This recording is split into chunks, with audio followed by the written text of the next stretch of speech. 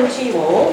Thank you very much for coming along this afternoon. And if I could introduce you to David Festenstein, who's come to talk to us about his experiences of having a stroke and how healthcare professionals help to support him back to rehabilitation. And David's going to talk for about 20-25 minutes. And then there'll be plenty of chance for you to ask questions about David's experiences. Just to say also, there's a form going around just to sign because we are recording this, and we'd just like to seek your permission to be able to put it up on the website afterwards if needed. So I will hand over to David, and thank you very much. Liz, thank you very much for that lovely introduction. Everyone, a very, very good afternoon, and very great pleasure to be here to present to you. I had a stroke. It was about 4.5 years ago, and it was a hemorrhage, and it paralyzed the whole right side of my body and left me unable to walk. And as you can see, I have been blessed with a remarkable recovery. And what I've been doing since then is talking to people like yourselves, medical conferences, training, coaching, health professionals around my recovery model. And what has come out of this, which is really interesting for you, is that the steps that I took to recover from a stroke are not only relevant to stroke, but also to any form of severe health setback.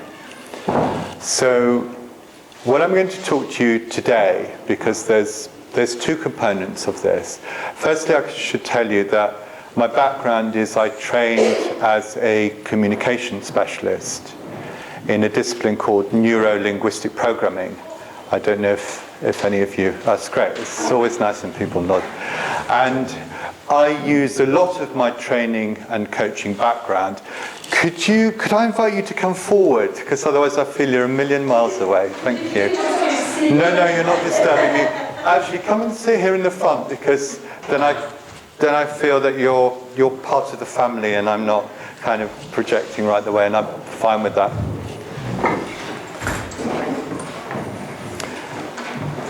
Please come in and come down as close as you can, and then it's more compact. Thank you. So, for those of you who've just arrived, I trained as a communication specialist, and I used a lot of my training and coaching background to help me deal, firstly, with the fact that I'd lost half the movement in my body, and secondly, in support my recovery process. And interestingly, what I did is when I was in hospital, I kept an extensive diary and journal, and I noted down what worked and what didn't. So I employed a lot of self-management techniques. And at the same time, what I did was I assumed a stance of curiosity as to what the health professionals who dealt with me did, and what specifically they did that helped me and made a huge difference. So this afternoon, the purpose of my talk is to give you this insight from two perspectives, from two lenses. One through a patient's eyes, and secondly, through the eyes of a communication specialist. And here's my vision for being here this afternoon. I'm on a mission to give back my gift of recovery. And if I can give you just a few insights that you can take away, whether you're students or teachers or health professionals yourself practicing, and for those techniques to touch other people's lives and to help other people with their recovery, that would be a great honor for me. So does that sound like a good plan? Yes. So I'm looking at, I don't know how many lovely faces, but enough, and thank you for coming along. I just want to get a sense of where you're from and what you're doing. So we've got how many disciplines here? And might have a range of disciplines. We've got about 7 in the faculty. Okay, so if Liz calls them up and you throw your hand up, then, because I won't be able to remember them, then I can get a sense of the landscape of the audience. Okay, so if we start maybe from the start of your journey, so paramedics. Oh, great, okay. Then nurses. Oh, lovely, okay, thank you. and occupational therapists. Oh, wow, okay. Yeah. Lovely, thank you. Then I know which world I'm talking to. So thank you, I appreciate that. So what I'm going to do is I'm going to take you through a part of my patient experience, and I'm going to highlight these particular interactions, which I think will be really helpful and indeed insightful for you. So where did my patient story begin? It began at the A&E. It was actually my wife who took me up to the hospital, because I bizarrely didn't actually know I was having a stroke. So when I got to the accident emergency department, in their earnestness, they started to talk about the procedure thrombolysis. And with that, I then started to run a film in my head about relatively quick recovery, so that I was going to get better, or at least the movement was going to come back to my right side within a number of hours. But what happened was that they scanned me and then discovered that it was a hemorrhage, not a clot. So the problem with that was that when I then wanted to know the answers about what was going to happen to me, they said, "Oh, well, I'm afraid we're going to have to admit you and then take it from there." And it was to take it from there that threw me into this fog or cloud of uncertainty, of not knowing what was going to happen to me and how long, and what was the outcome, what was going to happen to my life, really, because I'd lost half the movement in my body. So I went through this awful period, and it was reinforced. And I'll talk about this a lot as I go through my story. It's about the power of language, or the effect of language. So as I'm on this trolley and I'm going into the stroke ward, and I look up and I can see acute stroke ward. And I see the word acute, and it catches my mind's eye, and I think, this is really serious. So then I lie in this bay, shaking with fear, and the doctor comes in, pulls back the curtains, and she was a bit like the rabbit in Alice in Wonderland, very hurried and rushed, and mumbled something about surgery in Queen Square. And then she came back in again, and I said, "What's this about surgery?" She said, "Oh, no, it's okay, it's all right, you're not going to be operated on." So you can imagine my sort of state of mind at this point. So I said, well, how long am I going to be here? So she said, "Well, could be the middle of next week." And then went out and disappeared. So I then had a horrible night. Have any of you ever spent a night in hospital? Yes. What is it about hospitals that everybody seems to shout? It's I don't know what it is. Anyway, there's this terrible shouting, and of course there were quite a few sick patients who were they'd had strokes, so they were confused. So there was all this noise going on, and it was very hot. And when I woke up in the morning, I just felt horrible, just absolutely ghastly. And I was actually digging in the garden when I had the stroke, and the point being that I was going to then go and shower, but because I had the stroke, I couldn't shower. So I was unshaven, just felt really yucky, and was just dying to be washed. And at this point, as I was thinking this really upbeat nurse called Andy came to my bedside, and he looked at me, and it was the look that he gave me was, "I really understand your world. I really understand what you're going through."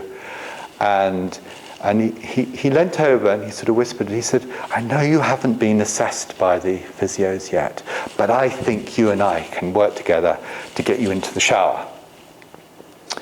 And he did that. And it was just, I know it sounds such a fundamental thing, but the fact I was able to go have a shower, come back, and get dressed and sit by the side of my bed was, for me, a major milestone. And what I said to myself was that if I can enjoy this, if you like, luxury, inverted commas, if I can have this every day, then I can get through this experience. And this was then reinforced. Oh, I should tell you that I was admitted on the Friday. And you're all smiling, because you all know what happens to hospitals over the weekend, don't you? This massive Hoover comes, and it just sucks all the air out, all the energy out of the hospital, and it kind of goes, and it's almost like it goes on slow motion, and it's just very quiet. And so coupled with all the other anxiety, there was this very low energy going on. But Sunday I was rescued by another good man called John, who was also a nurse, and he showered me. And as he was showering me, I said, "Oh, do you know what, John? I'm going to be discharged next week." And he suddenly stopped with the shower, and he looked at me and he said, "What?" And I said, yeah, middle of next week, I'm going home. He said, "I don't think so," he said.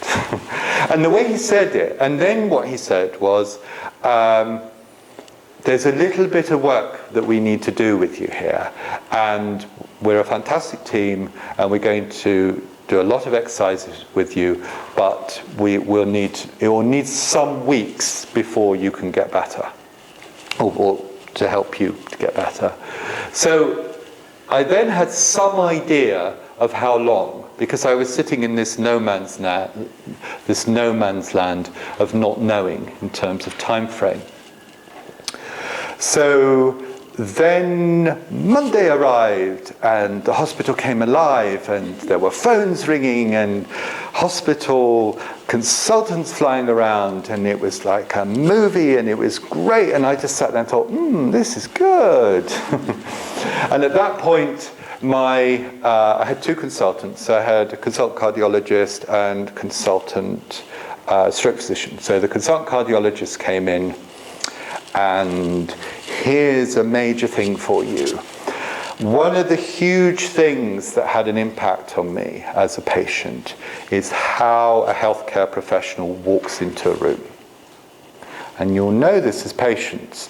If someone walks into a room and they hold themselves, not in an arrogant way, but in a confident way with authority that reflects to you that they know what they're talking about, how does that make you feel? It makes you feel great, doesn't it? It's the first step of feeling that that person who's going to look after you knows what they're doing. And it was a few seconds that I took that in, and then he spoke, and he said, he looked at me, and he was a man of few words. He just said, "You're a young fit man, David." He said, "Disconnect yourself for 3 months from the world, forget everything, and just get better." And he said, if you get better earlier, then it'll be a bonus. So then I had from what John had said about weeks, I then had some clear idea of how long it was going to take. And that, if I rewind the tape backwards, that is such, I cannot impress upon you that initial framing with the patient of how important that is. And that there is some research, and I don't know the exact reference, but I'm sure we can find out for you, that up to 50% of that there can be up to 50% impact of that initial consultation between the patient and the health professional can have an impact on the overall recovery of a patient, even before a single medical intervention has taken place. So it just gives you an idea of the psychological impact of those words and that interaction with the health professional in the first stage. Yeah? And you probably know that yourselves, don't you, from when you've been patients. So my second highlight was my physiotherapist, Jeanette. She came in shortly afterwards, and as you can imagine, my world was a world where I'm sitting in a chair and I just have this hanging arm, right arm, and that just hangs and I can't walk. And I'm this body of constipation of questions because I want to know when, how long, what happens if it was all kind of just bursting out of me. And she got that straight away. She sort of looked at me and in this lovely, calm, empathetic way, she said, "Look, David," she said, "the first 2 weeks are critical. So a lot of movement can come back in the first 2 weeks, but and this is a beautiful use of but weeks, months, in some cases years, you can retrain your affected side to regain movement. And what that did was that gave me a huge amount of hope, because at this stage I had no idea whether I was going to walk again or whether I was going to have my right arm and hand back. But what I said in my head was, if it takes 5 years to learn to walk again, then I'm going to do it. So those words were just so powerful for me, the way in which she framed the beginning of my recovery. Does that make sense? Yeah? Okay.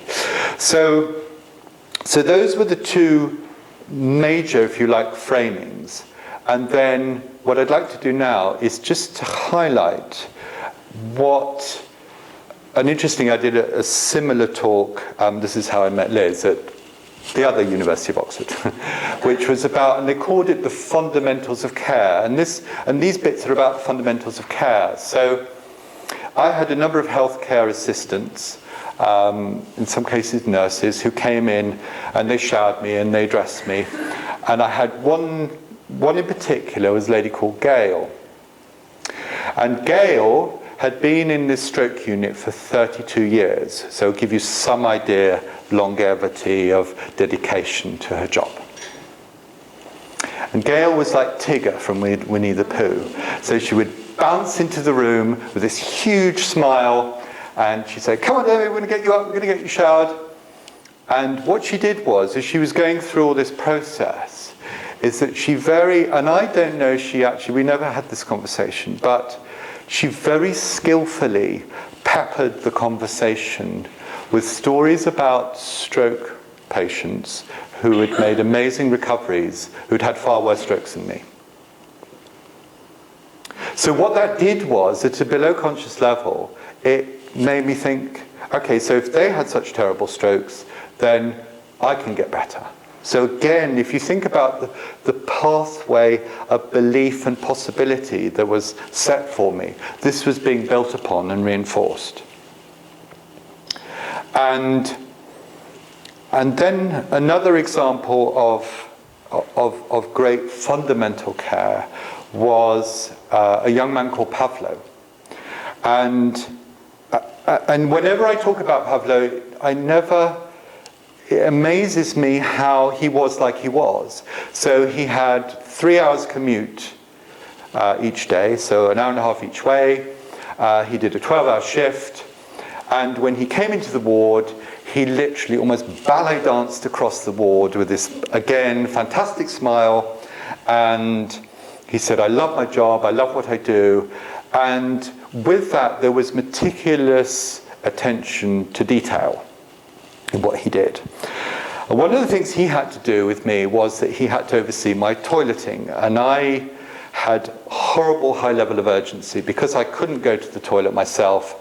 I was constantly ringing this bell, a bit like University Challenge. So I was constantly ringing this bell. He was constantly having to come, bring the wheelchair, transfer me from the bed to the wheelchair to the toilet, which is a long process, and you'll know this if those of you worked with. Out of interest, any of you worked with stroke patients? Oh, a lot. Okay, so you know exactly what I'm talking about. Right, okay, that's great. And he never seemed to show any irritation or frustration. He just had that really lovely sort of even keel temperament that didn't really seem to be jolted or upset in any way. And then with that, he also was responsible for making sure that I was fed properly. So he'd bring the food, and then he would very diligently, these very frustrating packages, the food comes in these polystyrene thingies, doesn't it?